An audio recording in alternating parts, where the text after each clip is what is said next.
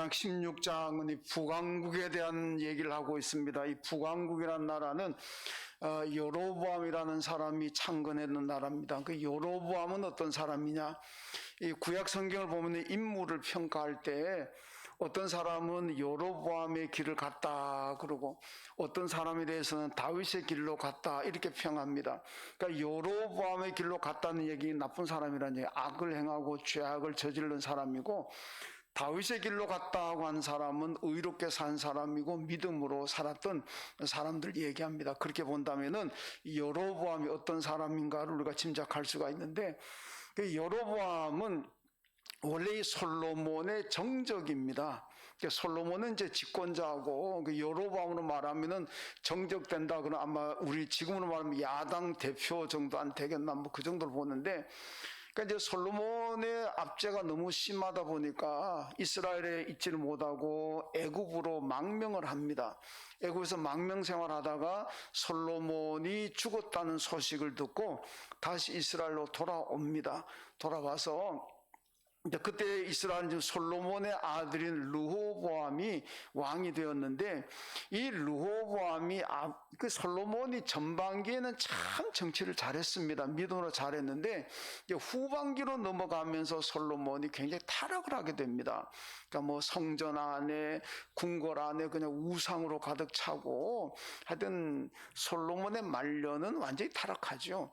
자, 그러다 보니까 솔로몬이 백성들을 강압 통치하고, 그러니까 이제 강제 노동을 시킵니다. 이게 뭐냐면은 일을 시키면은 임금을 줘야, 일당을 줘야 되는데 이걸 안 줍니다. 그 노동 착취죠. 그러다 보니까 솔로몬 시대 백성들이 굉장히 불만이 많습니다. 그 아들 르호보암이 왕이 되었는데도 여전히 개선이 안 됩니다. 그러니까 이제 여로보암이 돌아와 가지고 르호보암을 만나서, 자, 당신의 아버지가 이렇게 백성들을 강압 통치했습니다. 백성들이 지금 죽을 지경이니까 좀 정책을 좀 제대로 해달라. 백성들을 위해서 선한 통치를 해달라. 뭐 개혁을 해달라. 이렇게 요구를 합니다. 그러니까 이제 르호보암이 자기 참모 회의를 소집해가지고 먼저 이제 연세가 많은, 경륜도 많고 경험이 많은 연세가 드신 참모들에게 이제 자문을 구합니다. 어떻게 하면 되겠습니까? 지금 여로보암이 이거 좀 우리에게 백성들 좀 편하게 해달라 그러는데 어떻게 하면 좋겠습니까? 그러니까 이제 연세 드신 경륜 있는 신하들은 백성들의 말을 들어야 됩니다. 백성들의 불만이 지금 고조가 되기 때문에 이거 백성들 말 듣지 않으면 나라가 큰일 납니다. 들어야 된다는 거죠. 자기하고 이제 같이 친구 같은 젊은 신하들에게 또 르호보암이 또 자문을 구합니다. 너희들은 어떻게 생각하느냐? 젊은 신하들은 뭐 반대 얘기를 합니다. 이 백성들이 아직 정신을 못 차리고 있습니다. 이 아직 등 따시고 배부르니까 지금 정신을 못 차리는데, 이런 인간들은 그냥 더 밟아야 됩니다. 더 그 강제 노동을 시키고 그래야 정신을 차립니다. 뭐 이렇게 얘기합니다. 그러니까 르호보암이 누구 얘기를 듣냐면은 그 젊은 신하들의 얘기를 듣습니다. 그래가지고는 너희들이 아직은 정신을 못 차렸구나. 더 억압을 하고 더 강제 정책을 쓰고, 그러니까 견디지 못하고 결국 여로보암이 10개 지파와 함께 북왕국을 만듭니다. 그래서 이제 여로보암 북왕국이 초대 임금이 되는데, 이 여로보암이 북왕국을 창건하고 난 다음에 우리가 잘 아는 대로 베델과 단에다가 금송아지 우상을 만들어 놓습니다. 그리고는 이 금송아지가 하나님입니다. 이렇게 얘기하죠. 왜 이런 정책이 나오냐면, 나라가 갈라졌음에도 불구하고 북왕국 사람들이 남쪽에 있는 예루살렘 성전으로 제사들 예배 드리러 갑니다. 그러니까 이제 여로보암 입장에서 이거 막지 않으면 잘못하다가는 이게 나라가 이게 뭐 안 되겠구나, 뭐 또 다시 다 남왕국으로 가버리면 이제 체제가 무너지겠구나, 이렇게 생각하죠. 그러니까 지금 북한하고 비슷합니다. 북한이 왜 남한하고 교류를 안 하느냐? 이게 교류하고 서로 왕래하게 되면 북한 체제가 무너집니다. 저도 뭐 탈북민들 그 유튜브 가끔 봅니다만은 거기 보면은 자기들은 어릴 때 어떻게 세뇌 받느냐 하면 남한에 가면은 너무 미국이 다 착취해 가기 때문에 남한 백성들은 전부 굶어가지고 길거리 다 쓰러져 죽어간다. 이거 우리가 어떻게 하든지 우리가 잘 살아가지고 남한을 좀 도와줘야 된다. 뭐 이렇게 교육을 받는다는 거예요. 그게 세뇌가 된 거예요. 세뇌가 돼서. 그래서 이 사람들이 그렇게 알고 자랐다는 겁니다. 근데 나만 와서 보니까 다 다르잖아요. 근데 이렇게 교육시켰는데 만약에 남북이 교류를 한다? 그 북한 사람들이 한국에 와보면은 완전히 이거 뒤엎어지는 거죠. 완전 쏘갔구나. 그럼 북한 체제가 못 견딥니다. 무너집니다. 그러니까 북한은 지금 문을 딱 닫아버리고 교류를 안 합니다. 그러니까 여로보암도 바로 그런 입장입니다. 이게 남북이 자꾸 교류하다고 예루살렘 성전 간다고 예배하러 간다고 자꾸 왔다 갔다 하다 보면은 이게 북왕의 체제가 무너진다 이렇게 생각해가지고 딱 막아보는, 그 막기 위한 방법이 뭐냐, 그 베델과 단에다가 금송아지 우상 만들어 놓고 하나님입니다. 그러니까 예루살렘까지 갈 필요 없습니다. 예루살렘 성전 가서 제사 안 드리고 여기 금송아지 앞에 제사 드려도 맹 하나님께 제사 드리는 겁니다. 국민들 대상을 사기치는 거죠. 자, 이렇게 북왕국이라는 나라는 결국은 우상으로 시작이 된 나라입니다. 역대기 역사서를 보게 되면 역대기서는 이렇게 얘기합니다. 북왕국은 애초부터 태어나지 말아야 될 나라다 이렇게 얘기합니다. 그래서 열왕기서를 보게 되면 북왕국에 대한 얘기가 자세하게 나오지만은 오늘 본문에도 북왕국 얘기 자세하게 나오잖아요. 역대기서를 가게 되면은 다 빠집니다. 북왕국 얘기 안 합니다. 왜냐? 이 나라는 처음부터 탄생하지 말아야 될 나라, 처음부터 나와서는 안 되는 범죄 집단인 거예요. 국가로 인정하지 않습니다. 이건 그냥 범죄 집단이다. 이렇게 해서 아예 역대기 역사에서는 북왕국의 모습이 다 빠져버리는 그런 장면을 볼 수가 있습니다. 자, 이렇게 어쨌든 간에 이 북왕국이 세워졌고, 이제 우상의 터 위에 세워지다 보니까 이 쿠데타, 정변이 굉장히 많이 일어납니다. 오늘 본문에 이 오므리 왕에 대한 얘기가 나오는데, 오므리라는 사람이 7번째로 쿠데타를 일으켜가지고 북왕국에서 정권을 잡습니다. 오므리가 7번째 쿠데타 일으켜가서 정권을 잡고 12년간을 통치하게 되는데, 이 오므리 왕조가 통치하는 시기에 북왕국이 가장 번성합니다. 북왕국 역사에서 가장 부강하던 시대가 이 오므리 왕조가 통치하던 바로 이 시대입니다. 자, 그래서 이 아모스서를 보게 되면은 아모스가 이제 북왕국을 향해서 예언하고 비판을 합니다. 그 북왕국 이때가 바로 오므리 왕조 통치하던 시대인데, 그 아모스서를 보게 되면은 북왕국 사람들이 얼마나 잘 살았냐면 여름 별장, 겨울 별장 따로 만들어 놓고 있습니다.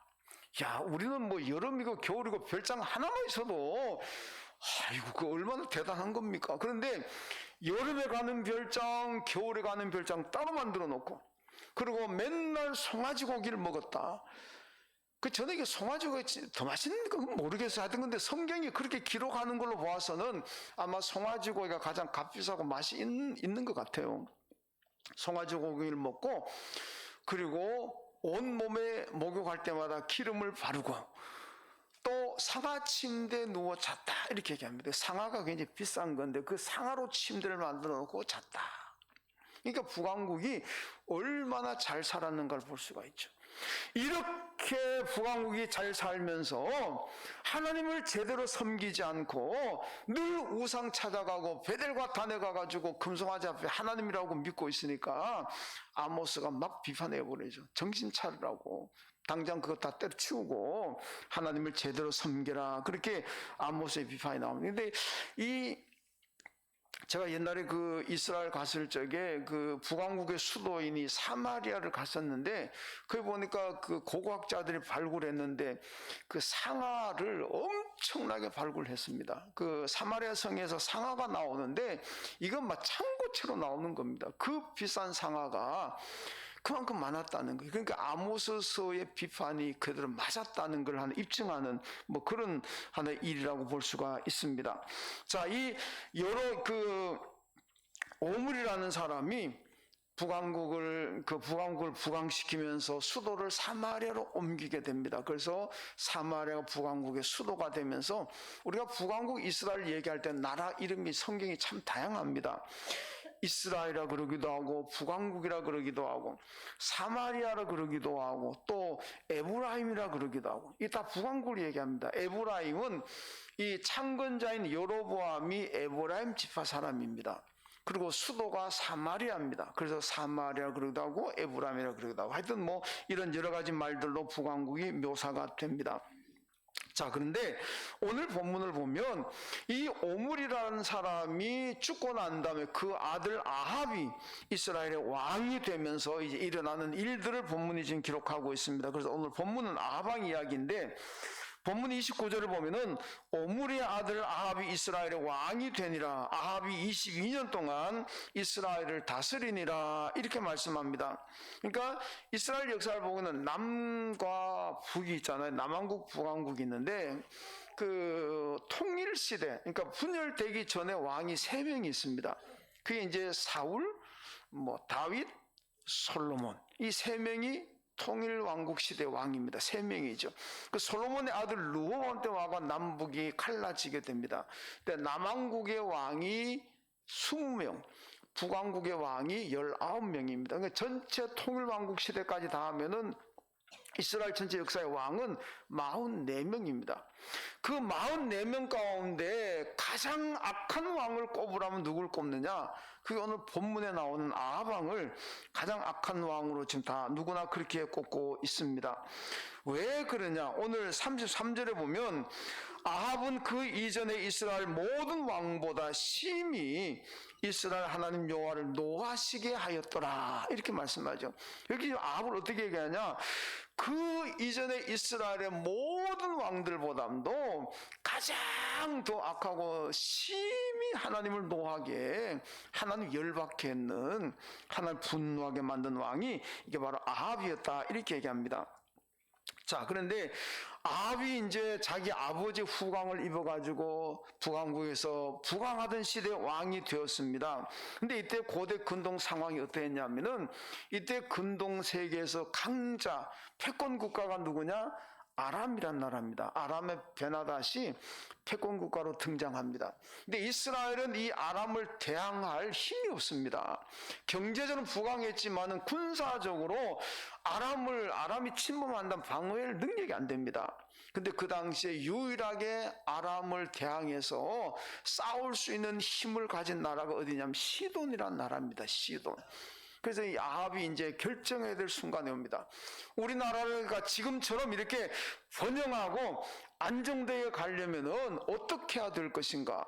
하나님을 선택하고 하나님을 의지해야 될 것인가? 아니면은 아람하고 대결할 수 있는 시돈을 의지할 것인가? 시돈을 선택할 것인가? 이제 이런 상황이 옵니다. 그러니까 하나님이냐 시돈이냐 이렇게 되는 거죠. 자, 이때 아합 시대의 선지자가 엘리야잖아요. 그 엘리야가 나와가지고 수도 없이 예언합니다. 아합이요, 하나님을 선택하십시오. 하나님께서 편에 서십시오. 시돈 나라에 100번 서봐도 시돈이 당신을 도와주지 않습니다. 시돈이 우리 이스라엘을 지켜주지 않습니다. 하나님을 선택하세요. 하나님. 그래야 이 나라가 안정될 수 있습니다. 그런데 아합이 어떤 선택합니까? 하나님 선택 안 합니다. 시돈을 선택해 버립니다. 시돈을 선택한 결과가 어떻게 되냐? 북왕국 역사가 잘 보여주고 있습니다. 여러분, 우리 신앙인들도 늘 선택해야 될 시간이 오잖아요. 우리가 어려움 당할 수도 있고 위기가 올 수도 있고 여러 가지 근심 걱정이 올 수도 있습니다. 이럴 때 우리가 하나님을 택할 것인가, 세상의 방법을 택할 것인가, 예수를 택하느냐, 세상을 가느냐, 이런 선택의 기로에 설 때가 우리도 얼마든지 있습니다. 믿음 있는 사람은 하나님을 선택하고 하나님 편에 설 것이고, 믿음이 없으면은 아이고, 하나님보다는 내가 세상 방법, 인간적인 방법을 동원해야 되겠구나, 이렇게 세상 생각해서 인간의 방법에 택하는 그런 사람들도 있습니다. 여러분, 이게 참 중요하죠. 근데 성경은 뭐라고 얘기합니까? 성경은 언제나 우리에게 말씀하고 예언자들도 언제나 말씀합니다. 무조건 하나님 편에 서십시오. 하나님 편에 서고 예수 편에 서야만 하나님의 보호를 받습니다. 하나님 편에 서지 않으면은 결국 다 실패로 돌아갑니다. 이것이 성경이 강조하고 있는 말씀입니다. 여러분 어떤 상황이든지 간에 혼란이 오고 어려움이 오고 위기가 오고 분주한 여러 가지 일이 생길지라도 언제나 이런 믿음을 가지고 하나님 편에 서시고 예수 편에 서야 될 줄로 믿습니다. 그게 결국은 승리하는, 그게 성공하는 거예요. 여러분 아합을 보세요. 어떻게 되는가? 오늘 보면 이제 보겠습니다. 자, 아합은 어떻게 선택했느냐? 시돈을 선택합니다. 오늘 31절에 보니까 시돈 사람의 왕 에브알의 딸 이세벨을 아내로 삼고 가서 바알을 섬겨 예배하고 이렇게 말씀합니다.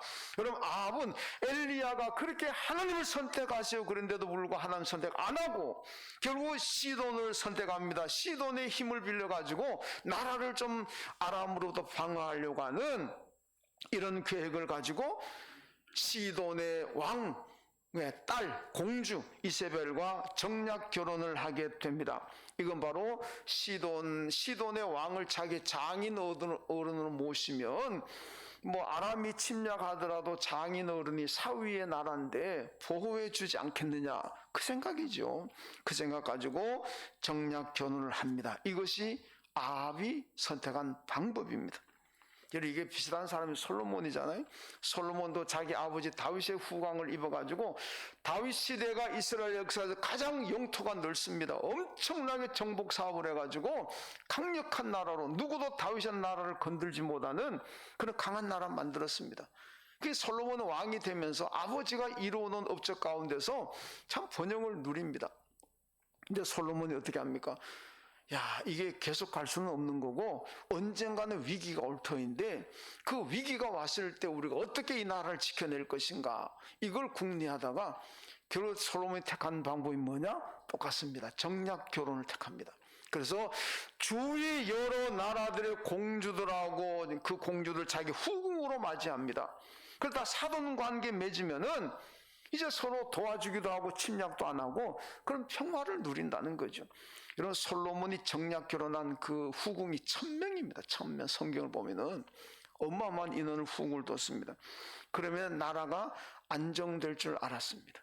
근데 어떻게 됩니까? 불행하게 되잖아요. 그것 때문에 결국은 솔로몬의 아들 르호보암 때 와가지고 나라가 분열되고 말아서 분열의 씨앗이 됐습니다. 그리고 나중에 결국은 나라가 망하잖아요.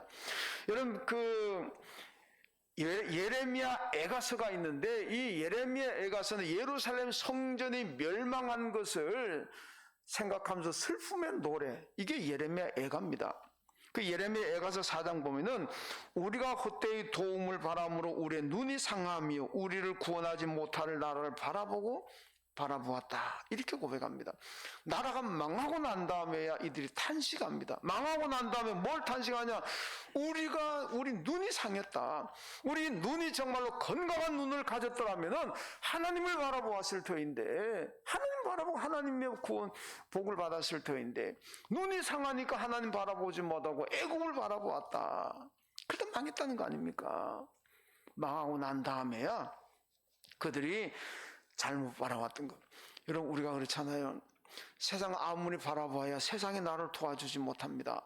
하나님 바라보아야 하나님께서 우리를 도와주실 줄로 믿습니다.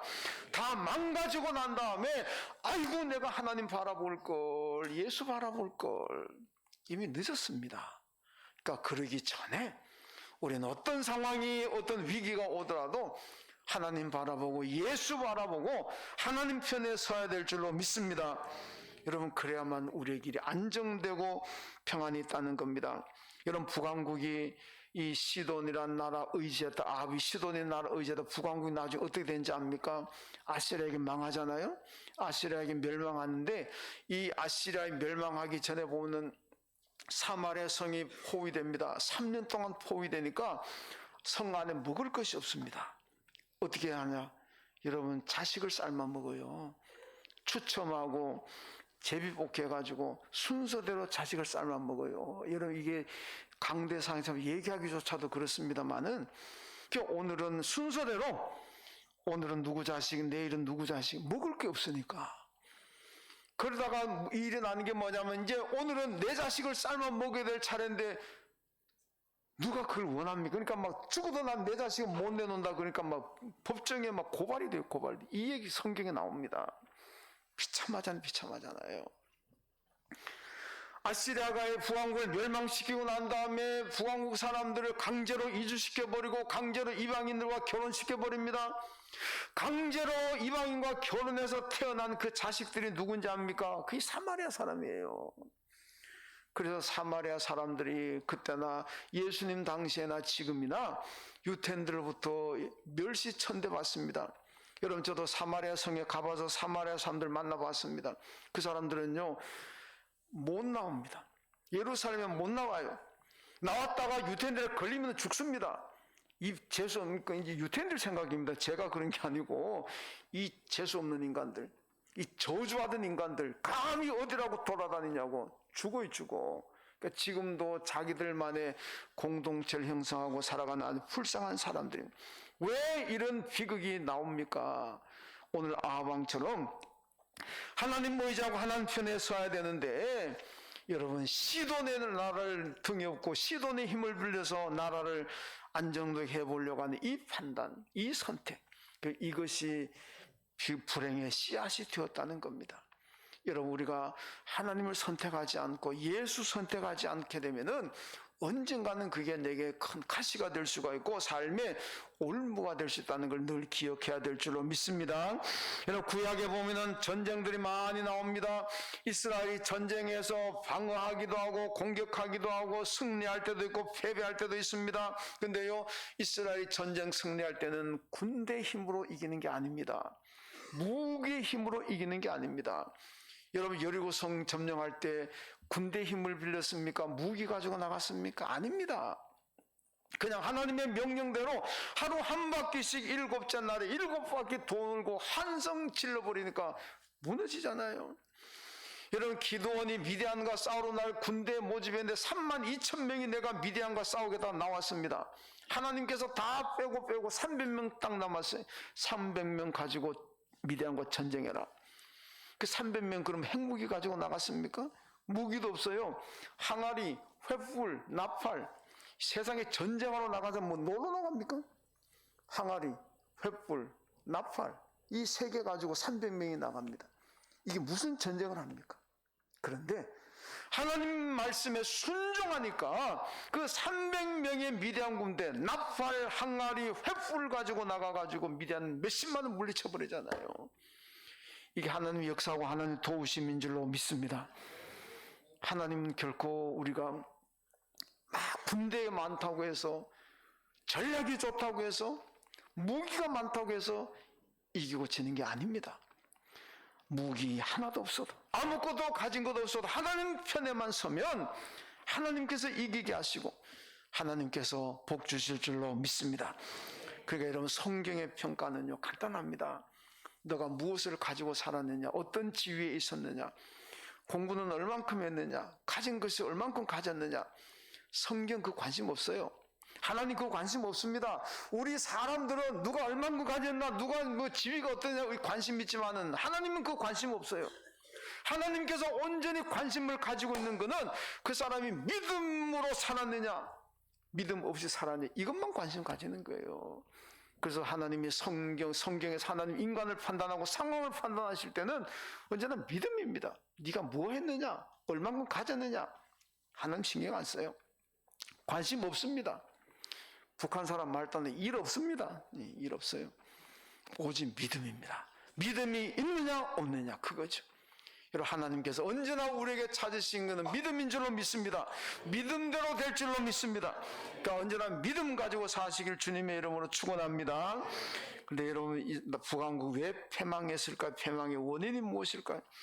아합은 분명히 망하려고 시돈을 선택한 거 아닙니다. 자기는 성공하려고, 승리하기 위해서 시돈을 선택했는데 결과는 반대로 나왔습니다. 왜 그럴까요? 시돈이란 나라는 우상의 나라, 바알을 숭배하는 나라입니다. 시돈의 공주인 이세벨이 아방에게 시집 오면서 자기가 섬기던 자기 나라가 섬기는 바알 신상을 가지고 와가지고 이스라엘을 전골 덮어버렸어요. 왕궁이고 어디든 간에 전부 바알 제단 만들었고, 오늘 보면 32절을 보니까 결혼 후에 바알을 섬겨 예배하고 바알을 위해 제단을 쌓고 아세라상을 만들었다, 이렇게 말씀하고 있습니다. 여러분, 이스라엘 백성들이 짧은 시간에 전부 바알에게 다 넘어가 버렸습니다. 왜 그렇게 쉽게 바알에게 넘어갔을까요? 이유는 두 가지입니다. 하나는 제사예요. 이스라엘이 하나님께 드리는 제사에는요, 분위기도 엄숙하고 먹을 것도 별로 없고 마실 것도 없어요. 춤추는 것도 없습니다. 뭐 별로 구경할 것도 없어요. 그 분위기는 엄숙하고 마음대로 먹지도 못하고 뛰놀지도 못하고 엄숙하게, 이런 제사잖아요. 근데 바알 제사는 어떻냐? 이 바알 제사는요, 먹고 춤추고 뭐 그냥 고래고래 소리 지르고, 여러분, 거기다가요, 제가 강대상에서 얘기하기는 좀 그렇습니다만은, 이 바알 제사는요, 바알 그 남자 제사장, 여자 제사장이 거기서 사람들이 쫙 보는 앞에서 이런 성행위 합니다. 우리가 볼 때는 정말 이게 얼마나 음란합니까? 이런 짓거리를 하니까 백성은 사람들 입장에서, 와, 바알 제사 가면은 먹을 것도 많고 춤출 수도 있고 분위기도 막 즐겁고 그냥 막, 그러니까 뭐 볼거리도 있고. 근데 하나님 제사 가면은 뭐가 있습니까? 뭐 술 마시고 할 수 있나요? 안 되잖아요. 분위기는 무겁고, 까딱 잘못하면은 홈리 비나스처럼 그 자리에서 죽을 수도 있습니다. 그러니까 재미가 없잖아요. 근데 바알 제사는 얼마나 재밌어요. 구경거리도 있고 넘어갑니다. 그 또 하나는 농경신이잖아요. 이스라엘이 유목민족으로 있다가 이제 가나안 땅 들어와가지고 농사를 짓습니다. 농사를 지으려고 보니까 농사를 잘 되게 하려면 누굴 섬겨야 돼? 이게 바알을 섬겨야 된다. 이 바알이 농경신이니까. 그래서 이스라엘이 전쟁하러 갈 때는 여호와 하나님을 섬기고, 왜? 여호와는 전쟁의 신으로 이해를 했으니까. 이제 농사하러 논밭에 나갈 때는 바알을 섬겨야 된다, 이렇게 생각하는 거예요. 왜? 바알이 농경신이니까.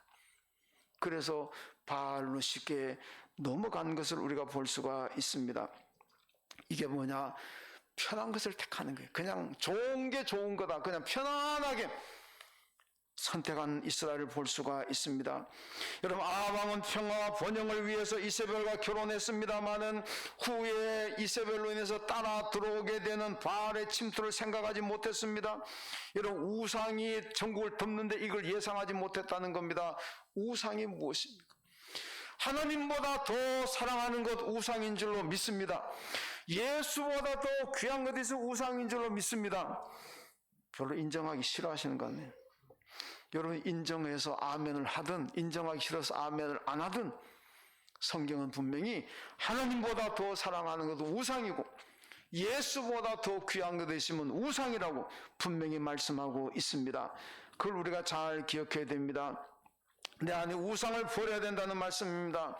다윗이 시편 16편에서 뭐라 그럽니까? 주 밖에는 나의 복이 없습니다. 주 밖에는 나의 복이 없습니다. 하나님보다 귀한 건 내게 없습니다. 이게 다윗의 신앙입니다. 이게 우상 숭배하지 않은 순수한 신앙인 거예요. 다시 그러잖아요. 하나님보다 귀한 분 내게 없습니다. 여러분, 우리가 정말로 우상이 없는 순수한 신앙을 가지려면요, 하나님보다 더 사랑하는 것 없어야 됩니다. 예수보다 더 귀한 것도 없어야 됩니다. 하나님이 내게 가장 귀하고 예수가 내게 가장 가치가 있는 분이라는 걸, 이걸 믿고 고백해야 될 줄로 믿습니다. 그럴 때 우리가 우상 없는 순수한 신앙이 될 줄로 믿습니다. 하나님에게 최소의 가치를 두고 예수에게 최고의 가치를 두고 믿음의 최고의 가치를 둘 때 우상이 없는 순수한 신앙인 거예요. 여러분, 순교자들이 어떻게 순교합니까? 순교자들은요, 예수보다 더 귀한 것 있고 하나님보다 더 귀한 것 있으면은 그 순교 못합니다. 택도 없는 얘기입니다. 근데 순교자들은 전부가 다 하나님보다 더 사랑한 것 없는 사람들입니다. 예수보다 더 귀한 것 없는 사람들입니다. 믿음과 예배보다 더 귀한 것 없는 사람들입니다. 그러니까 목숨을 던지는 거예요. 그보다 더 귀한 것 있으면 절대로 순교 못합니다. 순수한 신앙도 아니라는 겁니다. 여러분, 성도들이 예배와 봉사를 내려놓으면 우선은 편하고 좋지만은 내 신앙이 망가진다는 걸 잘 기억해야 됩니다. 바늘 도둑이 소도둑 된다는 우리 속담 있지 않습니까? 처음에는 바늘만 하나 훔쳐도 아이고야 큰일 났다, 이거 내가 나쁜 짓 했구나. 근데 점점 강도가 세가지고 나중에는 소를 훔쳐도 그 다음에는 뭐 태어납니다. 아이 뭐 좀 훔치고 살지 뭐. 바늘 훔치고도 하루 종일 밤새도록 마음이 아파가 죄책감을 느꼈는데 나중에는 소를 훔쳐도 편안합니다. 소도가 대도 되는 장면입니다. 여러분, 신앙도 같습니다. 처음에는 주일 예배 한 번만 빠져도 아이고야 내가 미쳤지 이러면 안 되는데 한 번 빠지고 두 번 빠지고 세 번 빠지다 보면 그 다음에 1년을 빠져도 아무런 감각이 없어요. 5년 10년을 교회 안 나가도 아무런 가치가 없어요. 왜? 이미 익숙해져 버리니까, 편안해지니까 그래요. 그러는 사이 내 영혼은 병들고 시들어가고 죽어간다는 우리가 잘 기억해야 됩니다. 영적인 타락입니다. 여러분, 코로나 전에는 우리 교회 주일 오후 예배에 성도들 50명도 넘어 모였습니다. 우리 교회 교인으로 보면 참 많은 인원이 모였는데 여러분, 지금은 절반도 안 모여. 지금 절반도 안 모여. 그때 코로나 전에 오후 예배 열심히 오던 분들 지금은 안 보입니다. 왜 그러냐? 코로나 지나면서 그 편리함이 익숙해졌어요. 편하거든. 물론 뭐 개인적으로 여러 가지 뭐 사정은 있겠습니다만은 대개는 그저 편합니다. 편해요. 한 몇 년, 2, 3년 코로나 때문에 안 들어보니까 편안하거든요. 여러분, 그런 사이에 내 영혼은 시들어가고 내 영혼은 병들어간다는 것을 알아야 됩니다. 예수에 대한 가치, 예배에 대한 가치를 점점 잃어가고 있는 겁니다. 여러분, 사회사본이라는 게 있잖아요. 데드스크롤이라고 이 사회사본이 있는데 지금까지 발굴된 성경 사본 중에 가장 오래된 사본입니다. 이거 1948년도 아랍 목동이 발견했습니다. 제가 가끔 얘기합니다만은 그 사회바대표에 가면 쿰난 공동체가 있는데 거기 가서 목동이 돌 던지고 뭐 놀다가 뭐가 땡그랑한 소리가 나가가지고 찾아가 봤어요. 가봤더니 동굴인데 동굴 안에 막 들어가 봤더니 거기 항아리가 있고 그 안에 성경을 기록한 두루마리들이 쫙 나옵니다. 엄청 많이. 이사야서 제외하고 다 나왔습니다. 구약성 다 나왔어요. 엄청 보배입니다. 보배. 이거를요, 이 가치를 모르니까 아랍 목동들이 25달러 받고 팔아넘겼어요. 25달러 받고 고물상에게 팔아넘겼습니다. 근데 그게 이 사회사본이 얼마나 귀한, 나중에 이스라엘이 다 몇 배의 값을 주고 사들였습니다. 지금은요, 이스라엘이요, 대한민국 땅 다 줘도 그거 안 팝니다. 전 세계 땅을 다 갖다 준다 그래도 이스라엘이 그거 안 받고 옵니다. 왜? 너무너무 귀한 사본이니까. 그 가치를 모르니까 25달러 받고 다 넘겨버리잖아요. 세상에 어마어마한 가치. 지금도 예루살렘 간 박물관 있습니다. 근데 우리는 못 봐요. 그 들어가려고 하면 열쇠 5개를 각각 다른 사람이 가지고 있습니다. 5명 다 모시고 와야 볼 수가 있어요. 이거 국가의 원수급 정도 가야, 대통령 정도, 왕 정도 가야 이거 한번 볼 수 있지. 일반 관광객들은 택도 없는 얘기입니다. 못 봅니다. 그저 사진을만 보고 오는 거죠. 가치를 모르니까 그렇게 되는 거예요. 마태복음 7장 6절에 보니까 예수님 말씀합니다. 너희 진주를 돼지에게 던지지 말라. 그것을 발로 밟는다. 이렇게 말씀합니다. 여러분, 돼지는 진주의 가치를 모릅니다. 그러니까 그냥 발로 밟아버리고, 돼지한테는 그냥 뭡니까? 그럼 먹다 남은 거는 갖다 줘야 좋아하지. 뱀 같은 거 잡아도 좀 돼지 잘 먹습니다. 돼지가 제일 좋아하는 게 뱀 잡아다 주는 게. 저도 어릴 때 많이 잡아다 줬는데, 그거나 좋아하지. 진주가 돼지에게 뭔 그게 좋겠습니까? 왜 그러나 가치를 모르기 때문에. 여러분, 천국의 가치를 모르니까 생각과 삶이 자꾸 세상으로 향하고 있습니다. 여러분, 하나님께서 보실 때는요, 교회의 가치, 예배의 가치, 천국의 가치를 모르겠다고 세상으로 가는 사람을 보면 하나님께서 뭐라 그러겠습니까? 대단히 죄송한 표현입니다만은 진주의 가치를 모르고 팔로 밟아버리는 개들이나 그 돼지들이나 뭐가 별 차이가 뭐가 있겠습니까? 대단히 미안한 비유입니다만은 저는 그렇지 않겠습니까? 예수님 비유 가운데 진주장사 비유도 있고 감추인 보화 비유도 있습니다. 이 보화를 밭에 감추어진 보화를 알고 자기 전 재산을 팔아가지고 그 밭을 사버리잖아요. 밭이 탐나서가 아닙니다. 그 밭에 감추어진 보화가 탐나서. 그 보화가 뭡니까? 이게 천국이고 구원이고 영생인 줄로 믿습니다. 그러니까 천국과 영생과 구원을 소유할 수 있는 길이라면은 내 전부를 다 팔아서라도 내 전부를 다 투자해서라도 내 것으로 만들라는 하나님의 말씀인 줄로 믿습니다. 여러분, 우리에게 구원을 주시는 분, 우리에게 영생을 주시는 분, 우리에게 천국을 주시는 분, 우리가 기도할 때마다 이 하나님 응답하시는 응답이 그분, 그 이름이 누굽니까? 예수 그리스도잖아요. 예수 그리스도 때문에 예수를 믿으면은 그 믿음 때문에 내가 구원받고 영생하고 천국 가게 되는 줄로 믿습니다. 예수보다 더 귀한 가치가 세상에 어디 있습니까? 그 어떤 것도 예수보다 귀한 것 없습니다. 예수가 가장 귀합니다. 왜? 그 예수가 나의 죄를 사해 주시고 구원 주시고 천국 가게 하시고 영생 주시니까 예수가 내게 가장 귀한 줄로 믿습니다. 하나님보다 더 귀한 것 없습니다. 주 예수보다 더 귀한 것 없습니다. 이거는 천국과 영생의 가치를 아는 성도들이 고백할 수 있는 내용입니다. 오늘 이 고백이 여러분 모두의 고백이 되시기를 주님의 이름으로 축원합니다. 하나님 감사합니다. 오늘 바알이 아합이 하나님보다는 시돈을 의지하고 난국을 타하게 하려고 했다. 결국 큰 불행을 당하는 것을 봅니다. 하나님, 우리는 순간순간 선택할 때마다 하나님 편에 서게 하시고 예수 편에 서게 하시고 하나님보다 귀한 것 없고 예수보다 귀한 것 없습니다. 이것이 우리의 믿음이고 고백이 되게 하여 주옵소서. 예수님의 이름으로 기도하옵나이다. 아멘. 하나님 아버지,